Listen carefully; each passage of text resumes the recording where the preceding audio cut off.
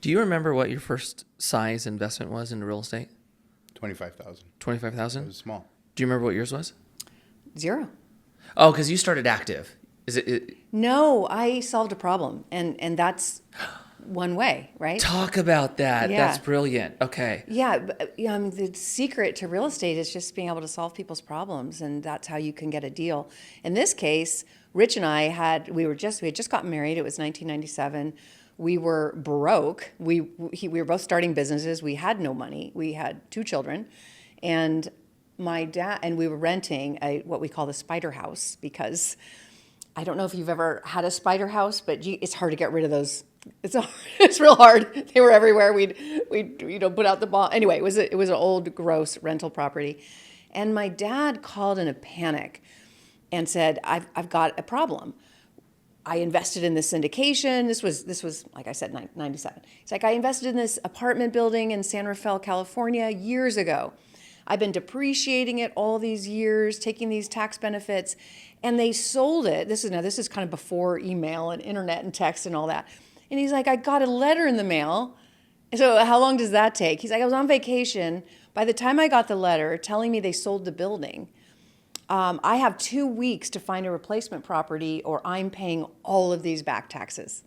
So many people don't realize that when you take these tax benefits from real estate, if you sell the property, there's recapture. You got to, it's Gotta change. you better either exchange into something else or be prepared to pay those taxes. And he was unprepared. He was planning on retiring that year, and all of a sudden, he was faced with hundreds of thousands of dollars of back tax that he would have had to pay and not be able to retire. And this is a man who worked his whole life, and I was like, "Just break it down easily. What are you asking me?" He's like, "Can you find a property?" Well, yeah.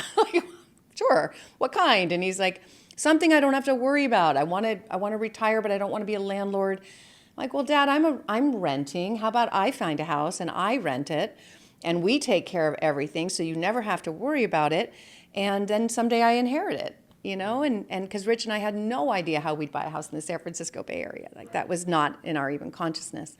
So he goes, "Great."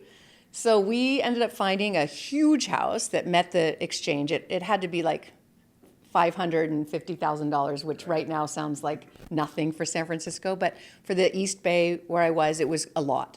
It was higher than the average price in the area, but it was so big that my creative mind could carve it up. I was already living in a crappy place, so it was like, I'll just live in this corner and we'll rent out all these other rooms, what's now called house hacking, and we'll be the landlords of it all, and that income will help us pay for it. So within, I think, that day, I found the property, called my dad. He came out. He's like, "This is perfect. Are you sure you can handle it?" I'm like, "Yep, I can rent out this office here. I can rent out this in-law unit that's here. The room in the back has an extra entrance. I'll put a little tiny microwave and mini fridge in there, and we'll just turn it into a 4-plex." He said, "Okay." That was the deal. So I saved him hundreds of thousands of dollars. He had the 1031 exchange. I got to live in a beautiful home that we could manage. And then when he passed away, maybe 10 years later, we inherited that property and all the back taxes were waived. Right. Okay, so Michael got in 25,000 first investment. I think my first was, around 40 or so. Kathy got in at 0. The one thing I want to add to it, because that was done with your parents, and maybe for our listeners, they may have heard that as, oh, okay, well, if your parents are able to do it, that's how you can get in for 0. That's not the case, actually. There are a lot of people that will create syndications where the group of people that sit on the GP, you can take a percentage of that GP based on what you're providing to the team, right? So if you're the one who's going to get the deals, or, you're the analytical or operational type, or you're the person that has the relationships and is going to kind of bring the capital, et cetera, to it, that can earn you a percentage of equity in that, which can then in turn turn into passive income, right? You're just taking an active role to then have passive income come in without money, right? There are so many ways. Yeah. There are so many ways. It's just solving problems. This happened to me, my dad's problem, but people have problems all the time. What about people who have health issues, or they lost their job, or something, there's a divorce and they've got a property a lot of times it's an inheritance. Somebody inherits a property and they're like, what am I going to do with this thing? It's in Ohio. What can I live in California. There are so many ways to solve people's problems. And when you can learn first, number one is learning how to do it. And then once you find the deal, there's plenty of people who will fund it.